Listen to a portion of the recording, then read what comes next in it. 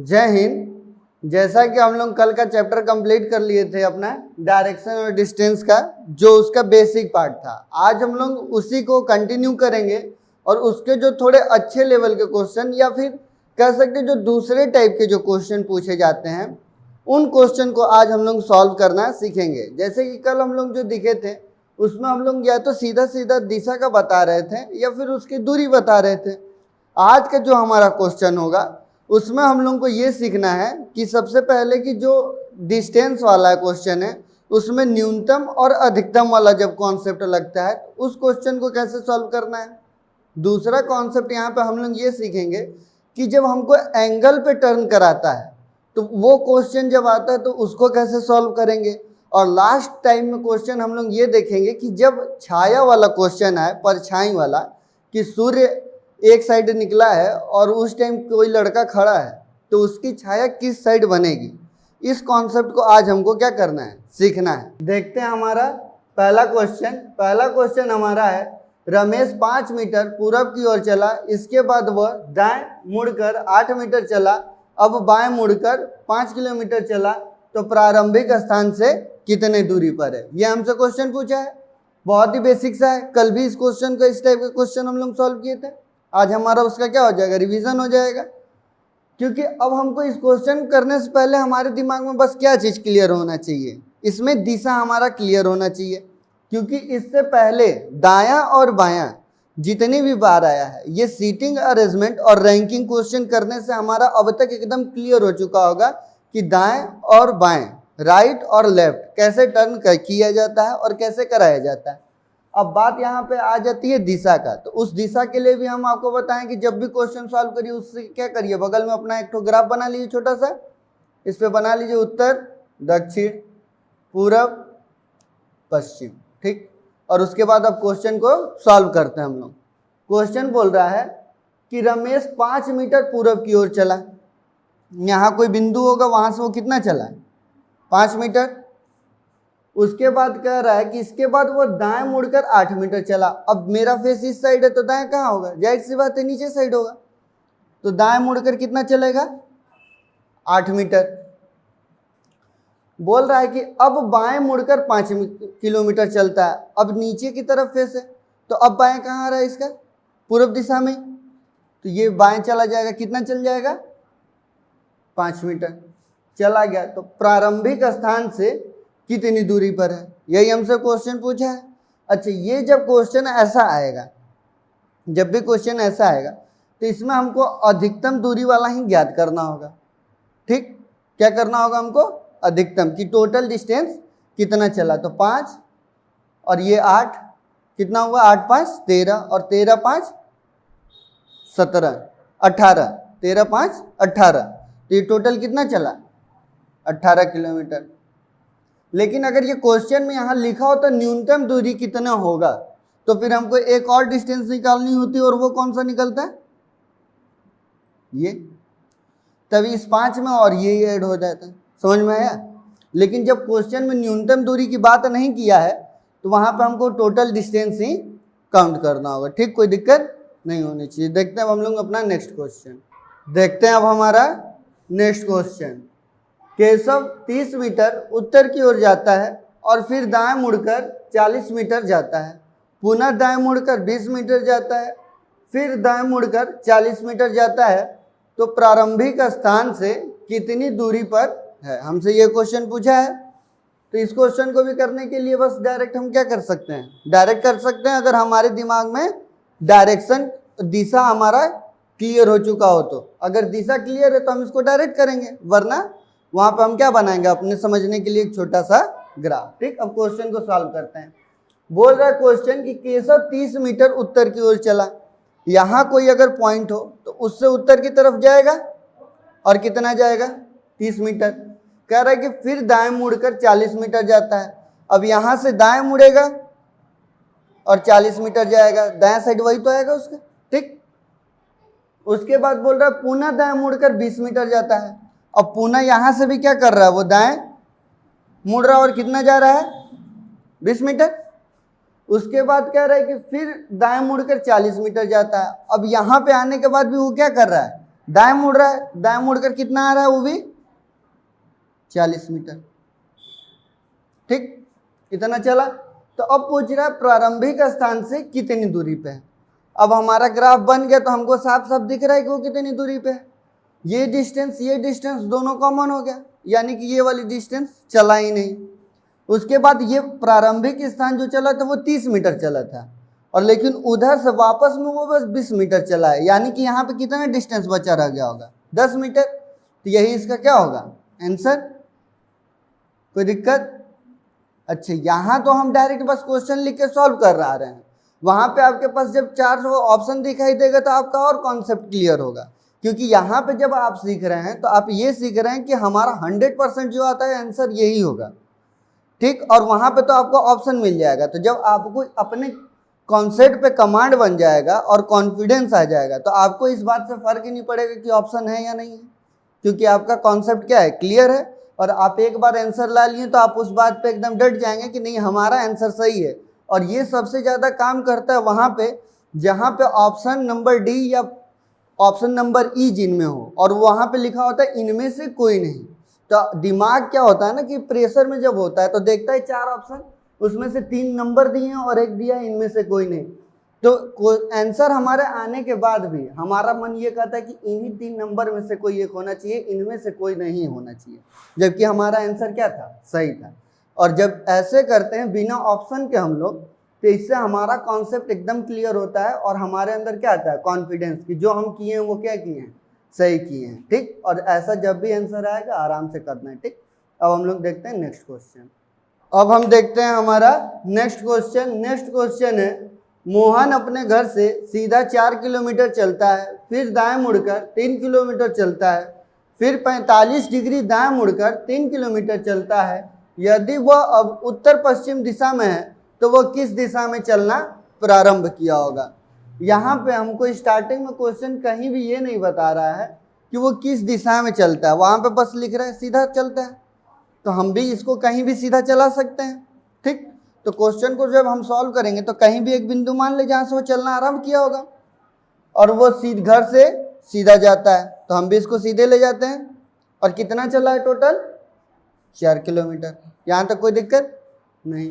उसके बाद बोल रहा है फिर दाएं मुड़कर 3 किलोमीटर चलता है। अब यहाँ से वो क्या करता है, दाएं मुड़ता है और कितना चलता है, 3 किलोमीटर, वो भी चल गया। उसके बाद लेकिन नेक्स्ट लाइन में कह रहा है कि फिर वो 45 डिग्री दाएं मुड़ता है।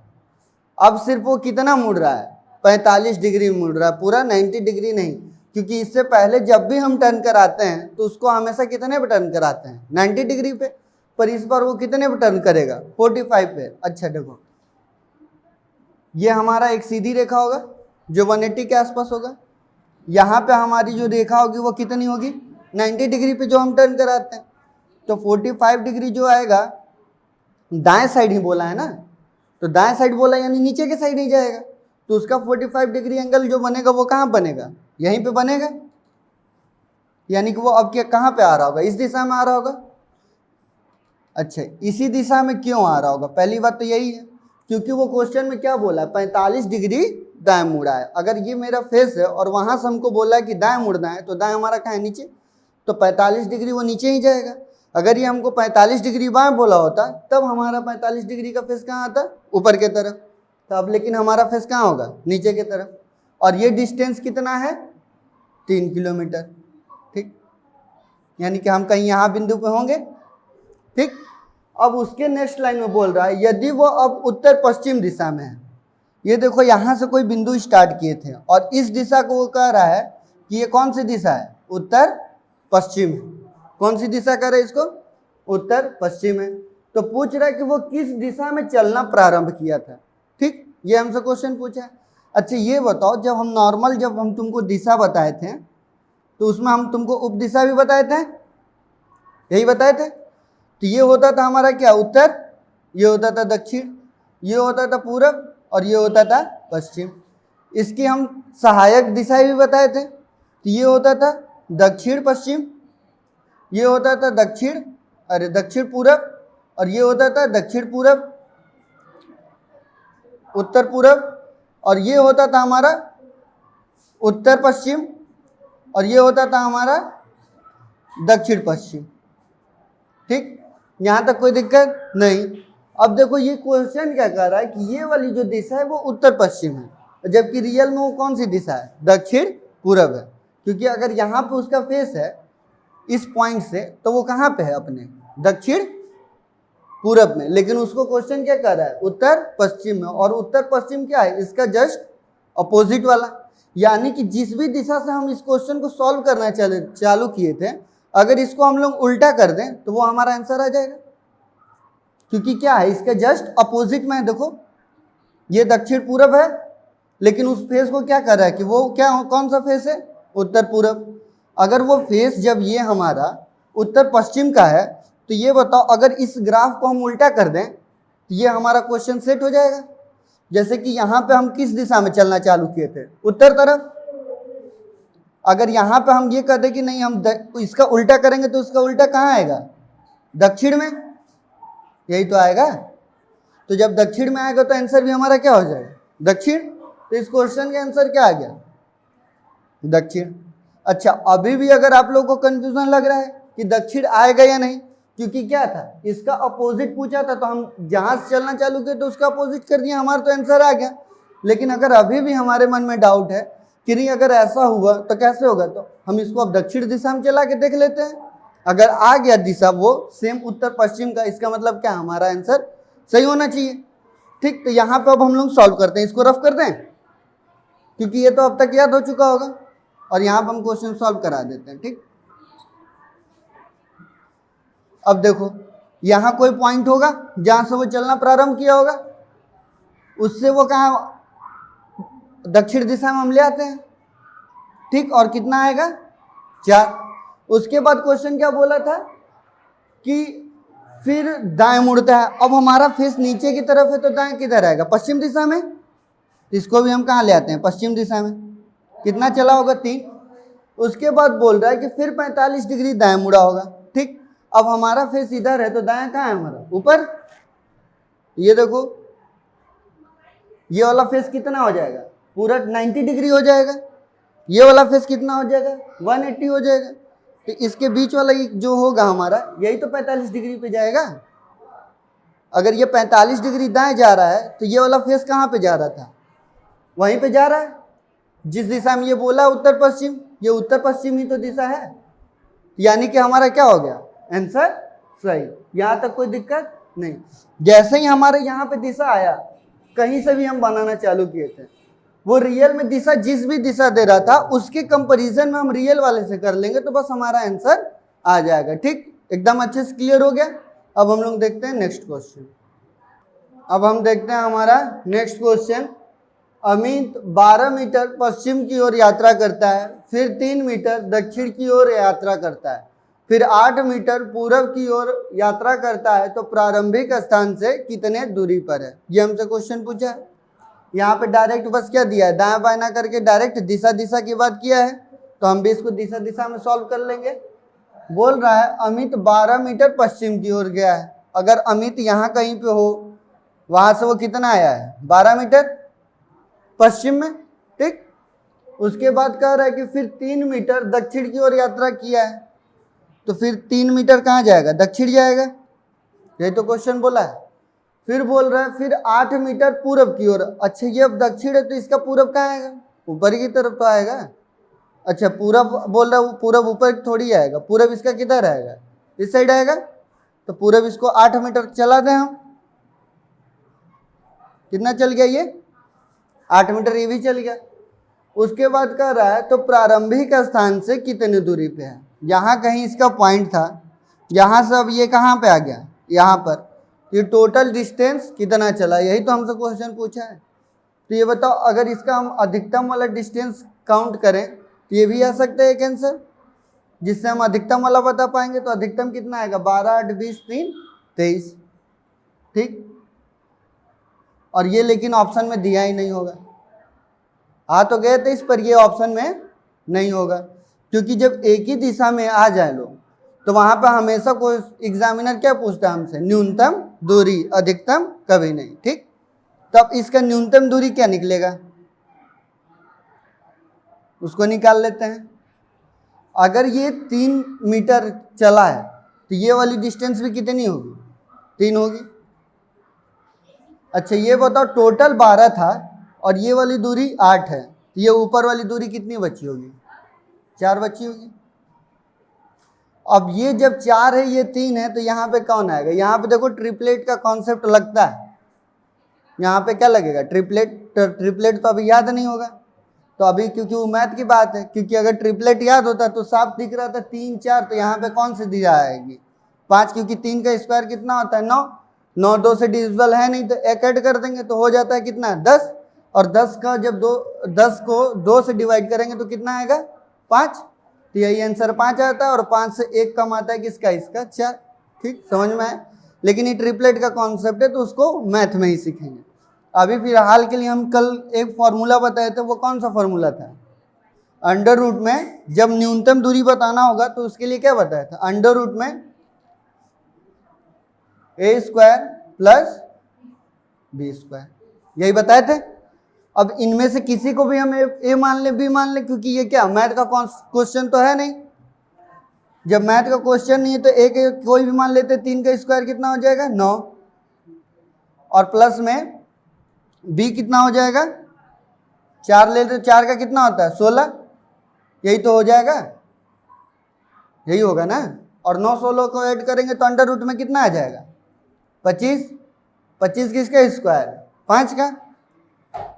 ये क्या आ गया हमारा आंसर, और यही भी ट्रिपलेट से भी आया था। ठीक, कोई दिक्कत नहीं है, तो ट्रिपलेट निकालना सिखा देंगे, उसमें कोई दिक्कत नहीं है। बस उसमें क्या करना होता है, तो उसमें हमको 2 पता होना चाहिए।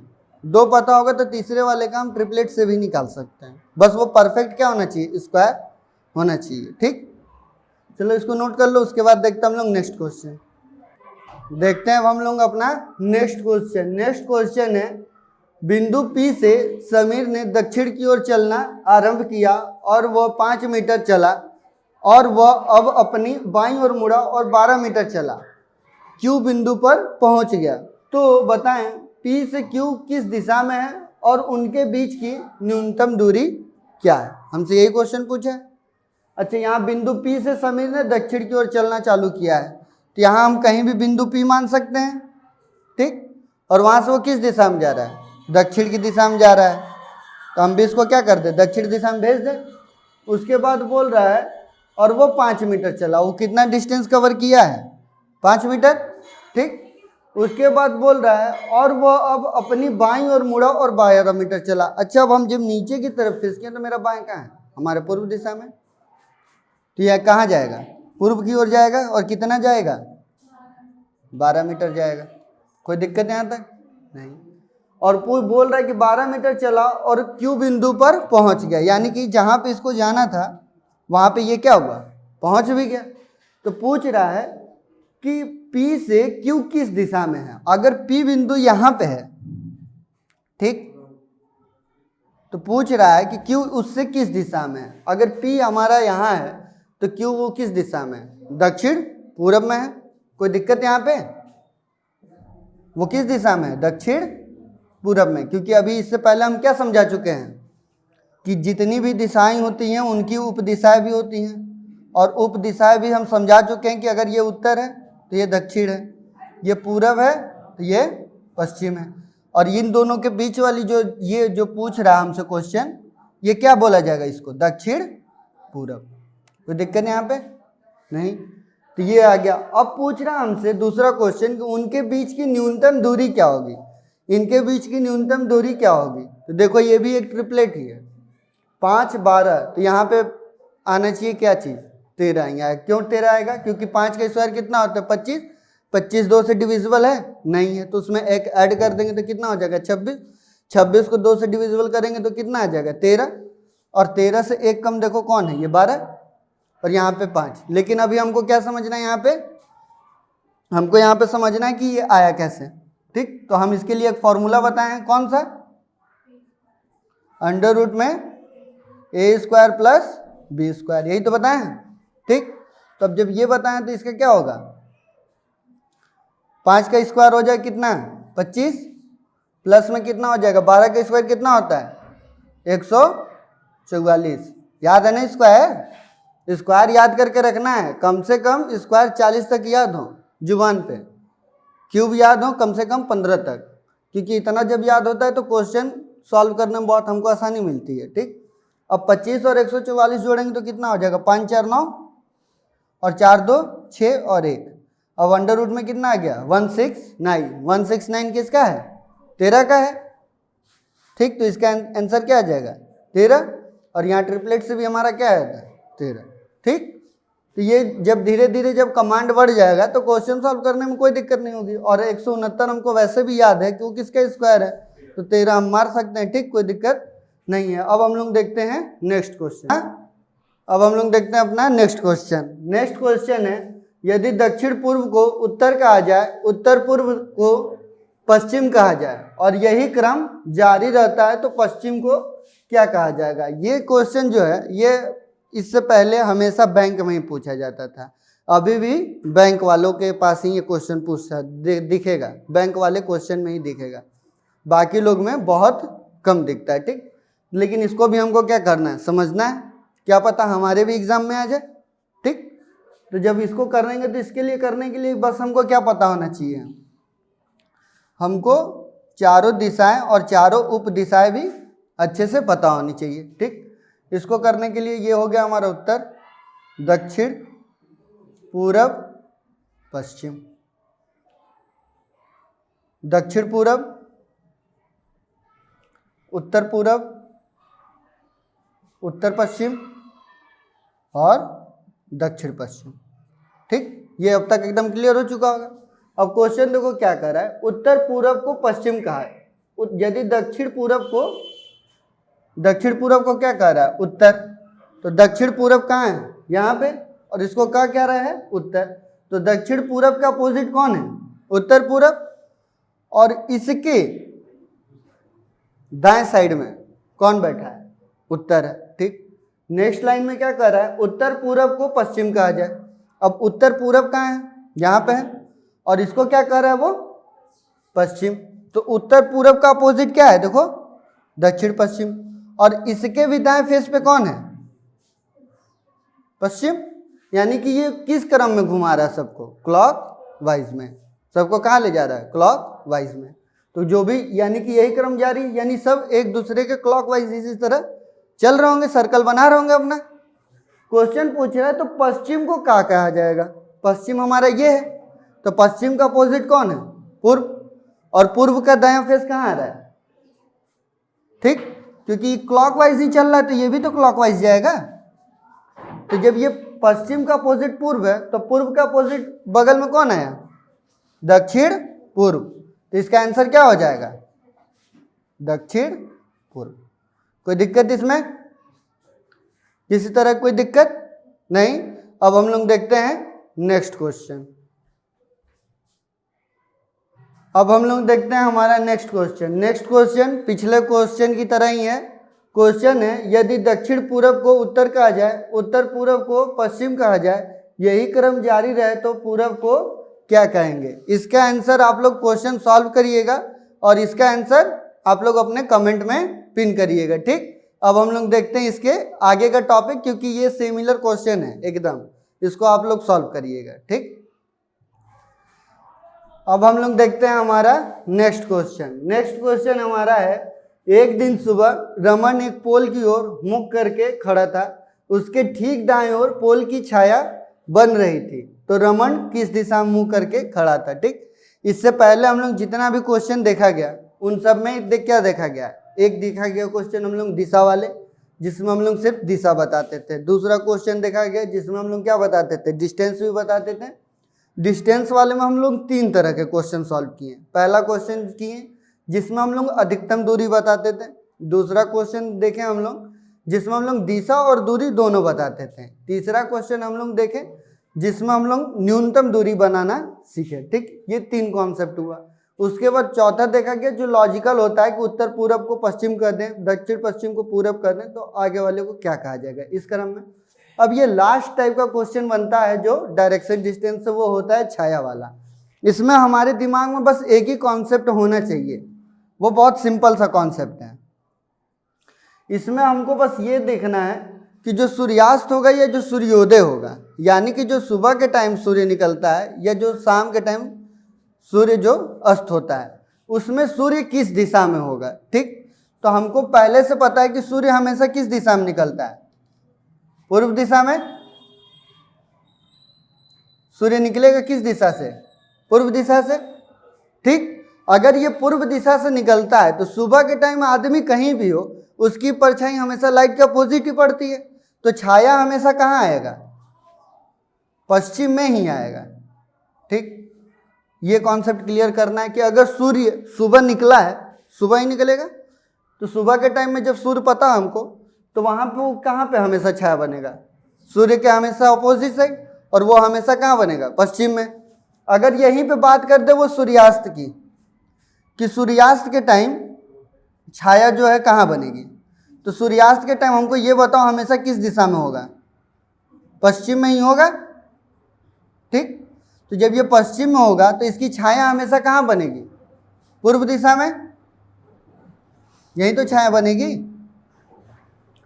पश्चिम से सूर्य निकला है तो इसका पश्चिम में सूर्य डूबा है तो इसकी छाया उस टाइम कहाँ बनेगी, यानी कि जब शाम का टाइम बोलेगा तो हमारी छाया कहाँ बनेगी, हमेशा पूर्व में, और सुबह के टाइम बोलेगी तो छाया हमारा कहाँ बनेगा, पश्चिम में। ये एकदम फिक्स है कि हमारा छाया जो होगा हमेशा कहाँ होगा, पश्चिम में, हमारा छाया जो होगा वो हमेशा कहाँ होगा, पूर्व में। इस क्वेश्चन में बस दिमाग में यही सेट करना है कि हमारा जो छाया है वो फिक्स करना है, उसके अकॉर्डिंग ही आदमी को हम लोग अरेंज करेंगे कि उनका फेस किस साइड में होगा। तो अब जैसे ये क्वेश्चन बोला था, अब इस क्वेश्चन को हम लोग सॉल्व कर लेते हैं। ठीक, ये क्लियर हुआ ना कि छाया कहाँ बनेगा, अगर सूर्य निकला है तो पश्चिम में, सूर्य अस्त हुआ है तो पूर्व में बनेगा। ठीक, कोई दिक्कत नहीं है। अब देखते हैं इस क्वेश्चन में, अब बोल रहा है कि रमन एक पोल की ओर मुंह करके खड़ा, और कब का टाइम दिया हमको, सुबह का, यानी सूर्य कहाँ होगा, सूर्य कहाँ होगा, पूर्व दिशा में, पूरब में ही तो होगा। अब ये जब यहाँ पे तो इसकी छाया कहाँ आ रही होगी, यहाँ पे, पश्चिम में, कोई दिक्कत नहीं। अब उसके बाद बोल रहा है कि एक पोल की ओर मुख करके खड़ा है रमन, रमन कहीं भी हो सकता है यहाँ पे। ठीक, और एक पोल भी हो सकता है कहीं भी। अच्छा ये बताओ, पोल अगर हम इस साइड रख दें, पोल इस फेस पे रख दें, और रमन का फेस भी हम इस फेस पे रख दें, तो ये रमन के क्या ठीक दाएं ओर बन पाएगा। अगर मेरा फेस इस साइड है तो मेरा दाएं हाथ कहाँ आ रहा है, यहाँ पे, तो यानी कि छाया का नाम बनना चाहिए दक्षिण में, पर छाया बनेगा कहाँ पे, हमेशा पश्चिम में। तो इसका मतलब पोल जब भी होगा क्या होगा, हमारे सामने होगा। तो पोल यहाँ पे नहीं होगा, पोल कहाँ पे होगा, हमारे सामने, इस वाली दिशा पे होगा कहीं पोल। अच्छा, अब इसमें बस हमको ये देखना है कि हमारा दायां फेस कब बनेगा। जब हम ऊपर की तरफ देखेंगे तो हमारा दायां हमेशा कहाँ आता है, पूर्व में, तो पूर्व में तो छाया बनेगा नहीं, जब भी बनेगा कहाँ, पश्चिम में, यानी कि मेरा फेस कहाँ होना चाहिए, दक्षिण की तरफ, तभी तो मेरा दाएं हाथ पे पश्चिम आएगा। तो जब हमारा फेस कहाँ होगा, नीचे के साइड, यानी इसका फेस किधर होगा, दक्षिण के ओर, और दक्षिण की ओर ये होगा तो इसका मतलब पोल भी कहाँ होगा, इसके सामने यहाँ पे होगा। ठीक, कॉन्सेप्ट क्लियर एकदम। बस हमारा यहाँ पे फिक्स क्या है, सूर्य एक फिक्स है कि वो हमेशा निकलेगा पूर्व से, तो छाया हमेशा बनेगी पश्चिम में। जब ये पता है तो, और हमारे फेस के अकॉर्डिंग हमारे दाएं बाएं, अगर ये हमारे इस साइड में होता तब तो हमारे बाएं में लेते ऊपर की तरफ, लेकिन हमारे ये किस साइड में, दाएं साइड में। तो दाएं साइड में कब आएगा, जब हम नीचे की ओर यानी दक्षिण की ओर देख रहे होंगे। ठीक, क्लियर। अब हम लोग देखते हैं नेक्स्ट क्वेश्चन।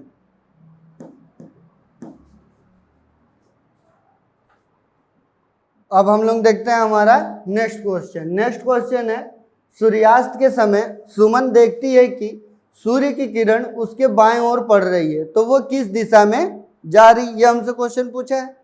अच्छा, जब सूर्यास्त की बात किया है, यानी कि अब जो सूर्य होगा वो किस दिशा में होगा, पश्चिम, कोई दिक्कत इसमें नहीं। उसके बाद बोल रहा है कि समय सुमन देखती है कि सूर्य की जो किरणें हैं उसकी बाईं ओर पड़ रही है, यानी कि इसका जो लाइट का रिफ्लेक्शन जो होगा वो लड़की के कहाँ पे होना चाहिए, लेफ्ट साइड में। ठीक, बाएं साइड, यहाँ कोई दिक्कत। अब लड़की का बायां साइड ये कब होगा, क्योंकि ये तो फिक्स है कि लाइट तो हमेशा इसी साइड से आ रही होगी। बस अब हमको यहाँ पे लड़की को अरेंज करना है कि जो लड़की होगी इसका बायां हाथ कौन सा होगा। ठीक, अगर ये लड़की इसका बायां कब होगा, जब अगर हम इस साइड दक्षिण की ओर देखेंगे तो मेरा ये दायां हो जाएगा और ये बायां।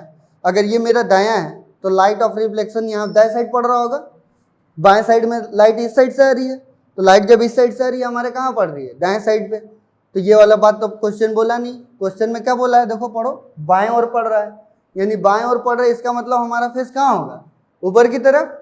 ऊपर की ओर देख रहे होंगे तभी तो इस साइड से लाइट आएगा मेरे बाएं साइड पे।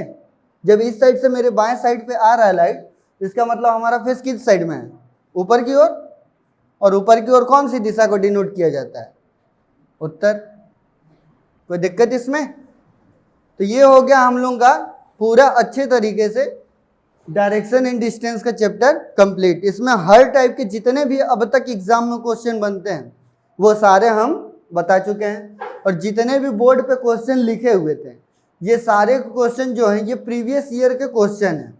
कुछ बैंक के हैं, कुछ एसएससी के हैं, कुछ अदर एग्जाम्स के हैं, कुछ इसमें पीसीएस के सीसेट जो होता है उसका भी है। ठीक, तो ये हर टाइप के हर एग्जाम को ध्यान में रख के क्वेश्चन बनाया जा रहा है। ठीक, तो अब हम लोग मिलेंगे नेक्स्ट वीडियो में, तब तक के लिए जय हिंद।